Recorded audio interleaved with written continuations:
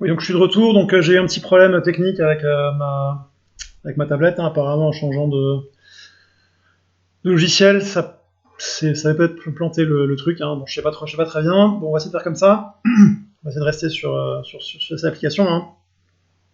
Ok.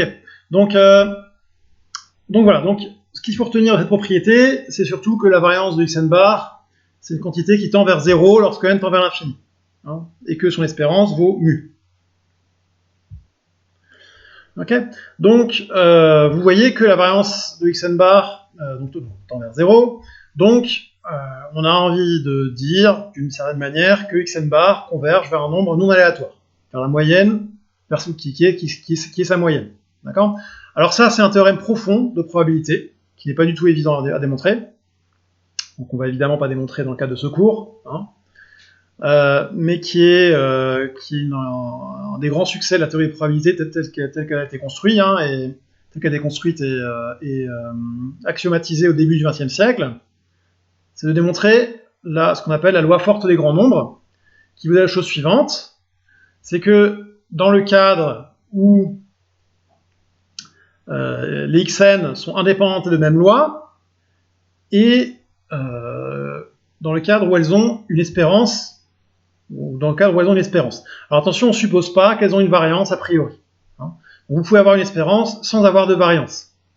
Donc les considérations précédentes, hein, avec le fait que la variance tend vers 0, donc on tend on a envie de tendre vers la moyenne, hein, ne s'appliquent pas dans ce cadre-là. Hein. Donc ce cadre-là est plus général. Voilà, donc dans ce cas-là, xn bar converge vers sa moyenne. Ce qu'on appelle la loi forte des grands nombres. C'est un théorème qui date du début du XXe siècle. Hein. Encore une fois, c'est un des grands succès de l'axiomatique des probabilités, des probabilités. Ça fait de montrer cette chose-là sous sa forme la plus générale. Comme vous voyez, c'est un cas très général. Il n'y a pas besoin de la variance pour ce résultat. Hein. Donc, l'exemple que vous avez en tête, hein, qu'on a vu dans la vidéo précédente, hein, au début de ce cours, c'est que si je lance un dé à 6 faces, et que je note xi le résultat du IND, dans ce cas la moyenne évidemment ça vaut 3,5, hein, c'est bien défini, alors xn bar converge vers 3,5, presque sûrement, hein, vous pouvez l'oublier, dans ce cours on dit qu'on converge, si on converge dans ce sens là, hein, dans le sens de la définition qui est là au-dessus. Ok ? Voilà, donc vraiment vous avez une convergence, donc autrement dit les courbes qu'on voit là, ça vous dit que essentiellement pour toutes les courbes que vous pouvez faire, okay, de temps en temps vous pourrez avoir des résultats très atypiques, hein, une grosse suite de 0, une grosse suite de 1, qui va faire que votre courbe va peut-être descendre un peu ou remonter un peu, hein, mais pour presque toute réalisation de vos lancers de dés, les courbes vont tendre vers 3,5. Hein, donc c'est un résultat qui prouve ce qu'on observe numériquement. Bon, mais ce résultat est beaucoup plus général que les lancers de dés, évidemment. Hein, vous voyez bien que là, les xi, c'est pas du tout les lancers de dés, on prend juste des xi indépendantes de même loi. On suppose juste que leur moyenne existe. Et dans ce cas-là, on a la force des grands nombres. Donc le lancer de dés, c'est un exemple joué, très sympathique, hein, si vous voulez, mais vous pouvez appliquer ça dans un très grand nombre de situations diverses. Hein. Donc un exemple, c'est le problème suivant, donc, qui s'inscrit dans la théorie des files d'attente. Bon, c'est un exemple un peu joué. Hein. Donc, vous considérez le modèle suivant. Donc, chaque minute, un client arrive au guichet d'une banque avec une probabilité P. Vous êtes au guichet de la banque, vous comptez une minute, il y a quelqu'un qui est arrivé avec probabilité P. Hein. Donc, on note xn, donc l'instant en minutes, compté depuis l'ouverture d'arrivée du nème client. Donc, au moment où vous ouvrez, au moment où le premier client arrive, eh ben, vous plantez un petit drapeau et vous dites que voilà x1.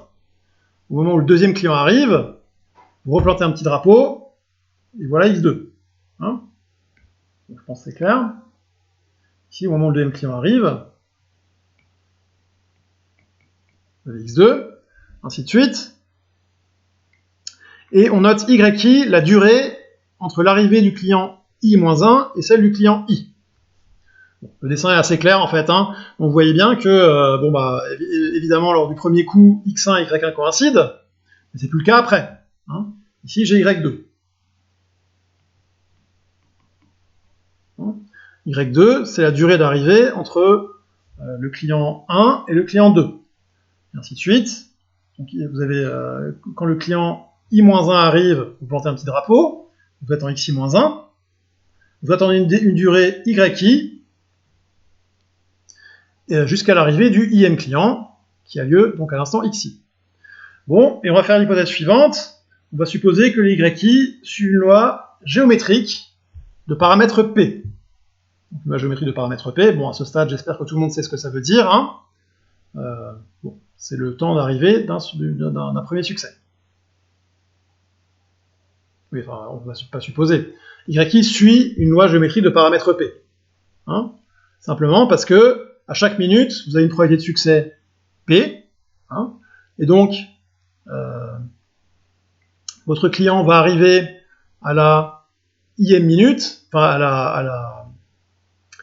après K minutes, il faut que vous ayez raté les K-1 premières minutes, il faut que vous ayez réussi la K minute. Vous connaissez bien là une loi géométrique de paramètres de la probabilité de succès qui vaut P. Bon. J'espère qu'à ce stade, tout le monde a ça en tête. Ok. Donc, vous voyez bien que x2, c'est la somme de y1 plus y2. Hein, j'additionne le premier temps et le deuxième temps que j'ai attendu pour obtenir x2. Bon, de la même manière, c'est assez facile, c'est immédiat de voir que xn, c'est y1 plus y2 plus yn. Ok.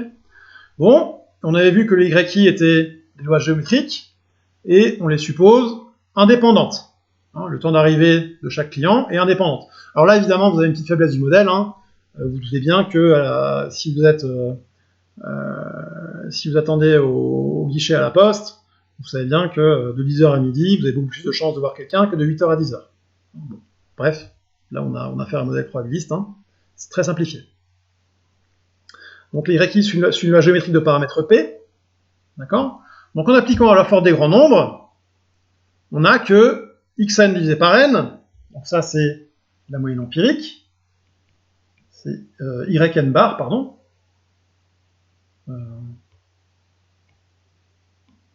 Ok, ça c'est yn bar. Vous faites la somme des yi jusqu'à n, et vous divisez par n, c'est la définition de yn bar. Ok. Donc là, la force des grands nombres vous dit que xn sur n tend vers l'espérance de y1. Yn bar tend vers l'espérance de y1. Bon, j'écris en tout petit là, xn sur n, c'est égal à yn bar, hein, parce que xn c'est la somme des yi, et donc d'après la force des grands nombres, ça tend vers l'espérance de y1, et l'espérance d'une loi géométrique, on l'a vu, c'est 1 sur P. Okay. Donc moralement, dans un sens précisé, mais qui là pour le coup se comprend bien, on a que xn se comporte comme n sur P, okay, lorsque n est assez grand. Hein, xn devient équivalent à n sur P, presque sûrement. Okay. Bon.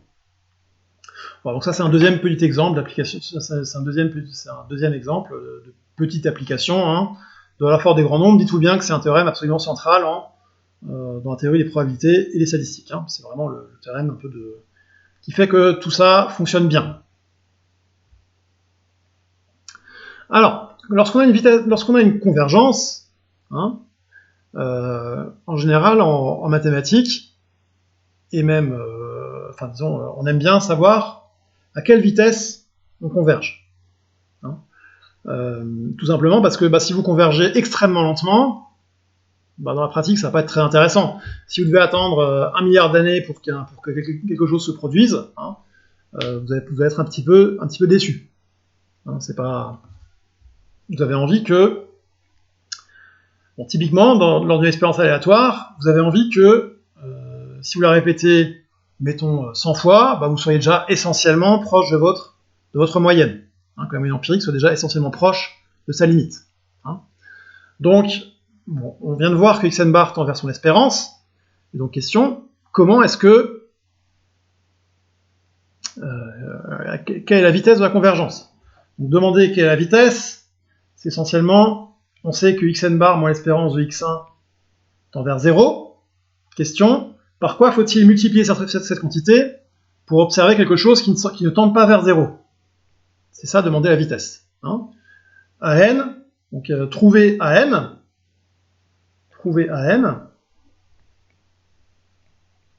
tel que AN fois machin tend vers un truc, disons Z, avec Z. Bon, j'ose plus changer de logiciel en fait, hein, donc vous m'excuserez, c'est un petit peu écrit en patte de mouche, hein, avec Z différente de 0. C'est ça, trouver, déterminer une vitesse de convergence dans le cas d'une convergence. D'accord?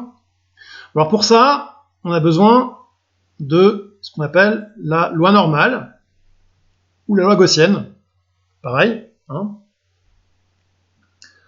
dont la densité, bon, elle a l'air un peu barbare. Donc je vous rappelle, hein, on l'a vu comme exemple de loi continue, on l'a vu dans les cours précédents, hein. Donc je vous rappelle que sa densité est donnée par cette expression qui a l'air un peu barbare, hein. Donc, sa moyenne vaut mu, et sa variance vaut sigma 2. Donc l'expression barbare, cette chose-là, hein, c'est 1 sur sigma racine de 2pi, exponentielle de moins x moins mu au carré sur 2 sigma 2. Okay, c'est la densité de la loi normale, loi gaussienne de moyenne mu et de variance sigma 2. D'accord? Donc, on avait vu des propriétés de la loi gaussienne. Alors, j'en ai doute là, est-ce qu'on les a vues ensemble ou pas? Il me semble que oui. Hein. Donc, si on ne l'a pas vu, peut-être je referai un petit récap, une petite vidéo complémentaire pour ça. Hein, je vérifierai tout à l'heure. Donc, si x suit une loi normale de paramètre mu sigma 2, alors ax plus b suit une loi normale de paramètre a mu plus b a2 sigma 2. Alors ça se démontre à l'aide de la densité et en faisant ce qu'on appelle un changement de variable. Donc ça, peut-être qu'on l'a pas encore vu ensemble. J'ai un doute là. Donc on le reverra dans le cadre des intégrales généralisées. Hein, on le reverra la semaine prochaine, ou dans 2 semaines, ça dépend, si on est rapide la semaine prochaine. Ok. Et une deuxième propriété, c'est que si x et y sont des variables aléatoires de loi normale gaussienne, donc de paramètres mu x sigma x carré et mu y sigma y carré, alors leur somme est encore une loi normale. C'est ce qu'on appelle la stabilité de la loi normale. C'est ce qui fait que c'est moralement, c'est vraiment ce qui fait que la loi normale, c'est une loi tellement importante. Bon, je n'en dis pas forcément plus que ça, mais c'est vraiment le cœur du truc. C'est le cœur de la raison pour laquelle ça apparaît comme limite dans ce qu'on va voir tout de suite. Ok ? Alors, donc, je vous disais tout à l'heure que je veux exhiber une suite à n, telle que xn bar moins l'espérance de x1 ne tende plus vers 0. Alors il se trouve que, déjà, si je pose zn égale racine de n sur sigma fois xn bar moins mu. Je pose ça. J'ai le droit, hein. Alors, l'espérance de zn, déjà, c'est immédiat. Espérance de zn. Bon, par la linéarité de l'espérance, c'est racine de n fois sigma, fois l'espérance de xn bar, moins mu. Ok. Et à l'aide d'une propriété précédente, on avait que l'espérance de xn bar, ça valait mu. Donc tout ça, ça vaut 0. Ok. L'espérance de zn, c'est identiquement égal à 0. Ça ne bouge pas. Bon, et de la même manière, la variance de zn, bon, c'est quelque chose fois la variance de quelque chose fois xn bar moins mu. Donc le quelque chose, il sort, en le mettant au carré, je vous rappelle. Donc c'est n au carré pardon, c'est racine de n fois n au carré, enfin, c'est racine de n au carré, divisé par sigma carré,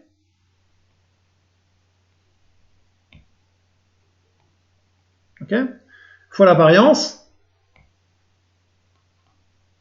de xn bar moins mu. Okay. Moi, je vous rappelle, c'est une propriété qu'on a vue dans un des SN précédents, que la variance d'une variable aléatoire moins une constante, c'est rien d'autre que la variance de la variable aléatoire. Donc ça, cette chose-là, c'est la variance de xn bar. Okay.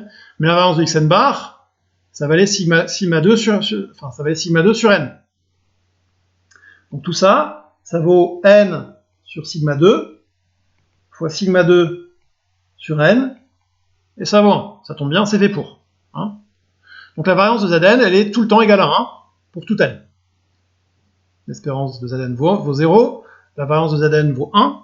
Donc vous avez une variable aléatoire, si vous voulez, qui est quand même un bon candidat à ne pas être identiquement nul. Hein. Je vous rappelle, là, on voulait trouver une suite an, telle que an fois xn bar moins l'espérance de x1 tend vers un truc non nul. Donc là, l'espérance est constante. Elle ne tend pas vers 0 lorsque n tend vers plus l'infini, si vous voulez. Donc c'est un bon candidat à ce que sa limite ne soit pas identiquement nulle.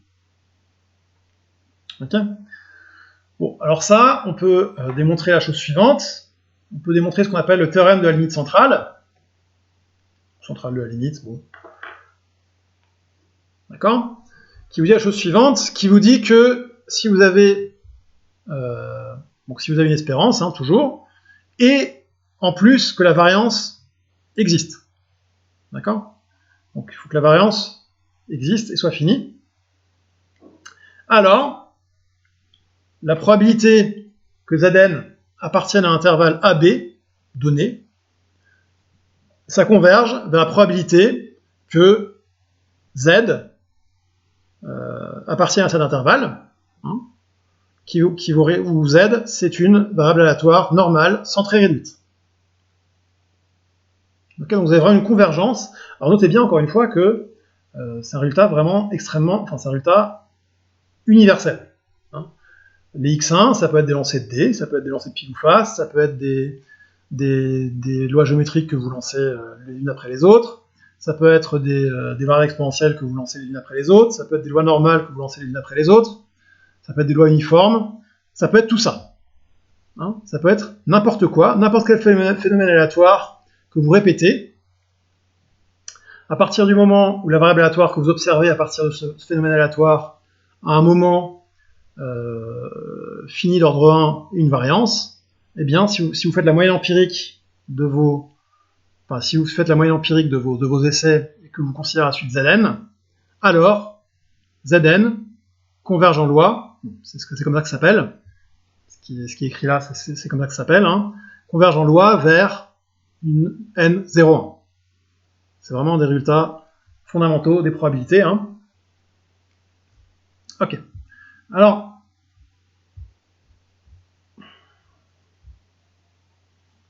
un exemple d'application qui est en fait fondamental en statistique, c'est comment fait-on pour estimer la moyenne d'une variable aléatoire. Donc je vous rappelle, hein, rappelez-vous l'exemple du dé.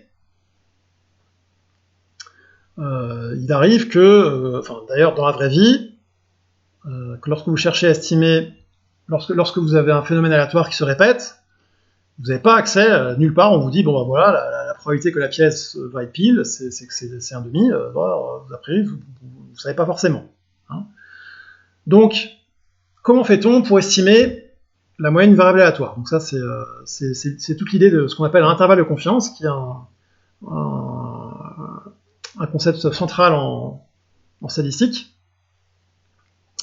Alors vous dites que la probabilité que votre vraie moyenne appartienne à l'intervalle empirique moins a sigma divisé par racine de n et l'intervalle empirique plus a sigma divisé par racine de n, ça, d'après ce qu'on a vu, d'après le théorème central limite, ça se comporte comme la probabilité que z appartienne à l'intervalle moins a plus a, lorsque n devient grand.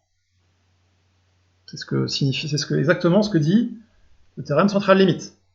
Pourquoi ça? Simplement parce que cette chose-là, hein, c'est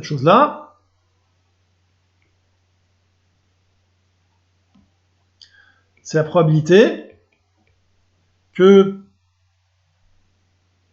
xn bar soit plus petit que xn bar moins.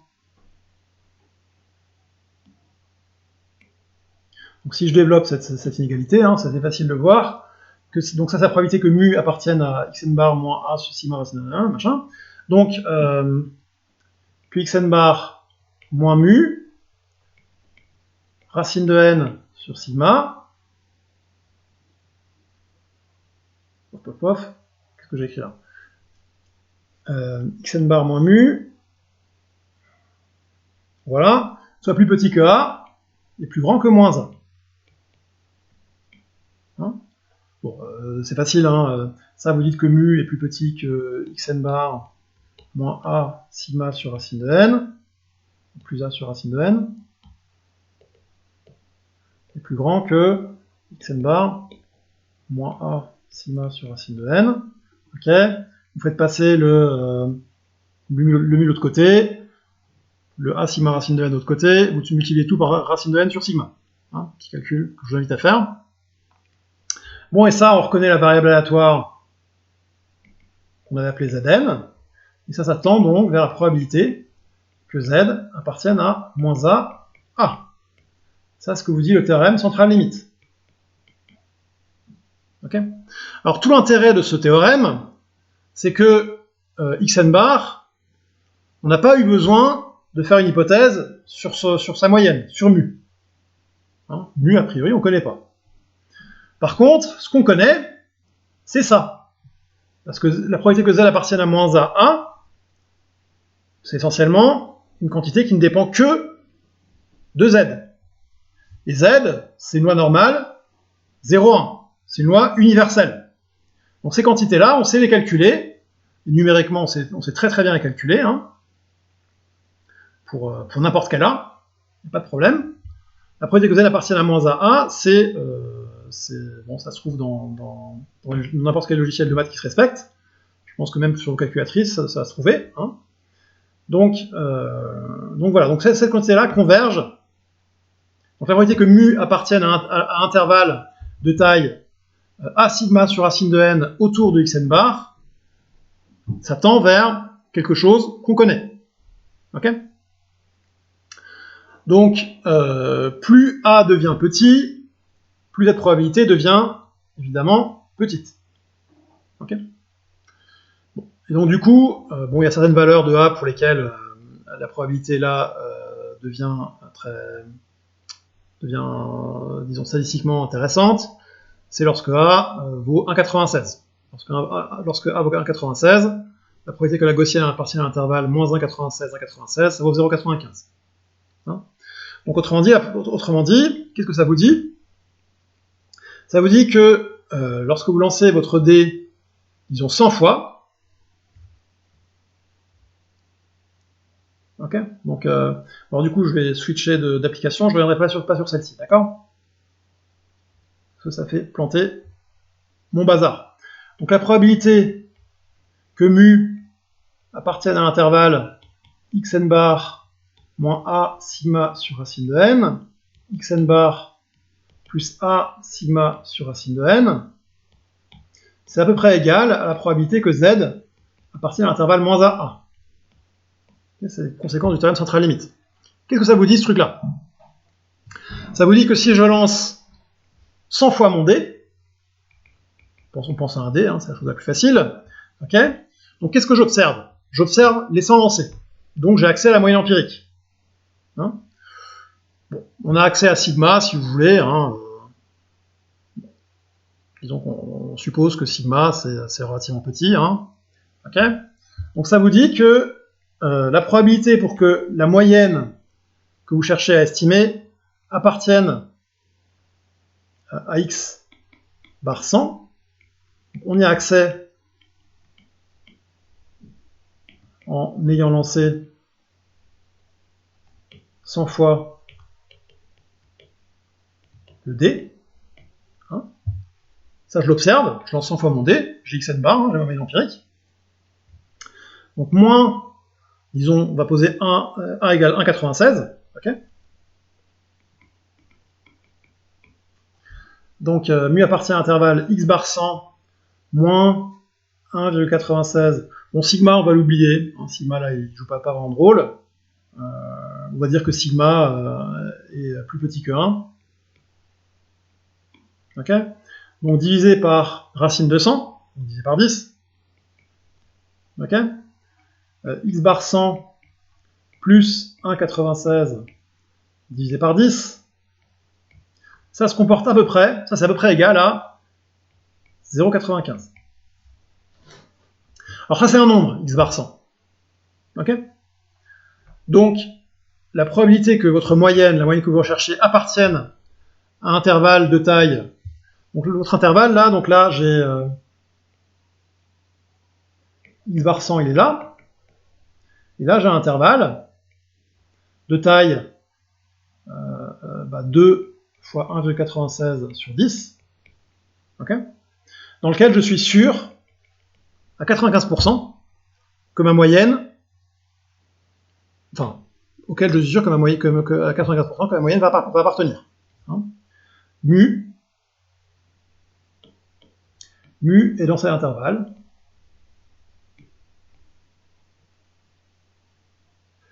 J'écris vraiment très mal, excusez-moi. C'est l'intervalle. Avec probabilité à peu près égale à 0,95. Ok.